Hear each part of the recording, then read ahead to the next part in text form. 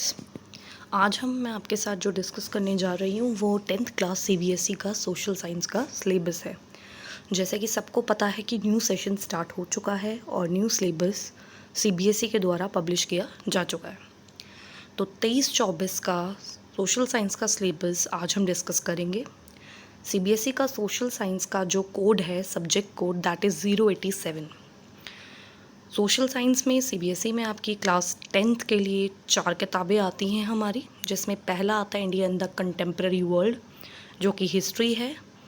फिर है contemporary India, that is geography.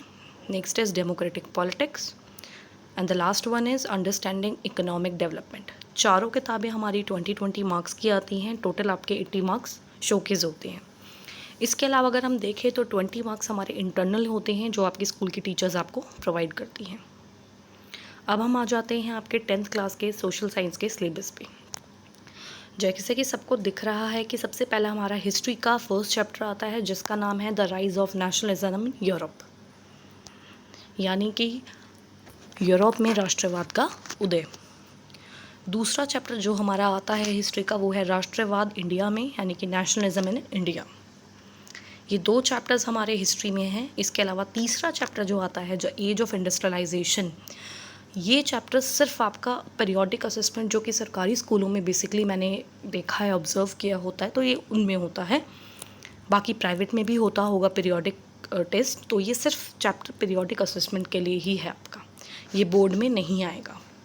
आगे हम बढ़ते हैं पॉलिटिकल साइंस पे, दैट इज़ राजनीतिक लोकतंत्र, राजनीतिक शास्त्र। इसमें पहला चैप्टर आ जाता है हमारा पावर शेयरिंग, दैट इज़ सत्ता की साझेदारी। दूसरा चैप्टर जो है हमारा वो है फेडरलिज्म यानी कि संघवाद है। तीसरा चैप्टर है हमारा जेंडर, रिलीजन एंड कास्ट, लैंगिक मसले। आगे आता है भूगोल में पहला, यानी कि ज्योग्राफी में पहला है रिसोर्सेज एंड डेवलपमेंट, संसाधन।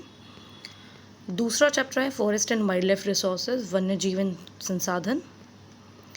तीसरा आता है जल संसाधन, that is your water resources. उसके बाद हमारा आता है इकोनॉमिक्स का, अर्थशास्त्र का।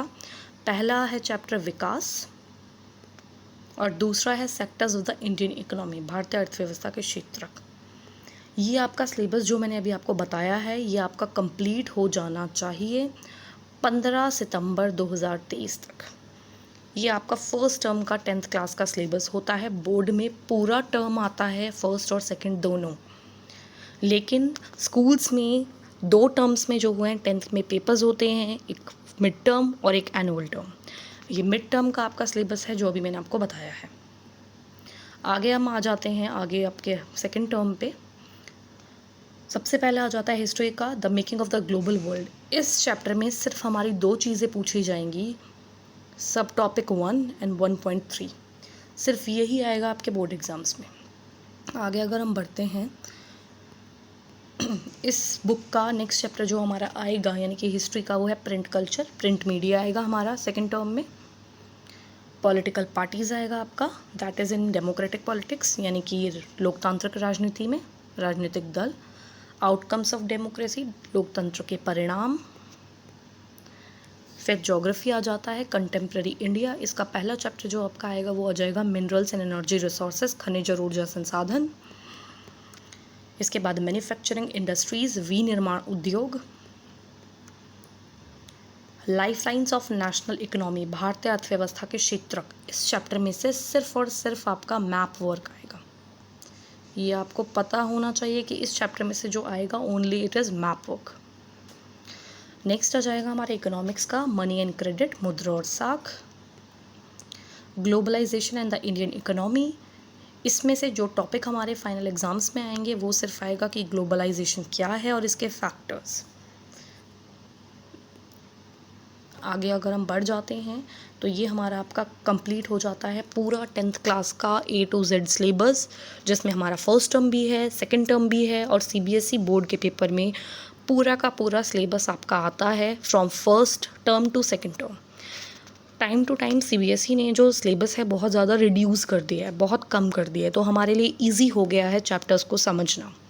अभी हमने आपका सिलेबस आउटलाइन जो भी है उसको समझा। हम नेक्स्ट वीडियो में जो करेंगे वो मैं मैप कौन कौन से आएंगे आपके 10th क्लास में बोर्ड में, वो मैं आपको बताऊंगी। तो नेक्स्ट वीडियो के लिए हमारे चैनल पे बने रहें।